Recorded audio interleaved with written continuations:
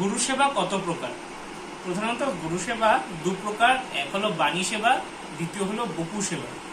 শাস্ত্রের সর্বত্রই বপু সেবার চেয়ে বাণী সেবাতে অধিক গুরুত্ব, অধিক মাহাত্ম্য দেওয়া হয়েছে।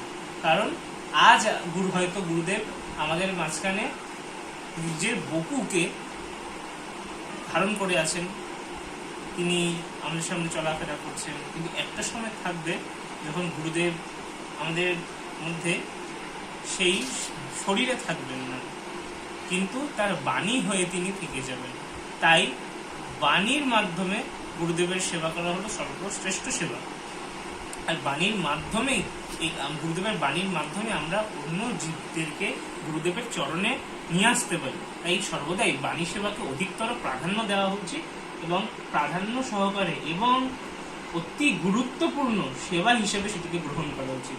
যারা যারা গুরুদেবের কাছে নেই, যারা যারা গুরুদেবের সরাসরি গুরুদেবের বপু সেবা করতে পারছেন না, তারা যদি গুরুদেবের বাণী সেবা করেন, তারা উচ্চতর ফল লাভ করবেন এবং গুরুদেবকে আরো বেশি সন্তুষ্ট করতে পারবেন।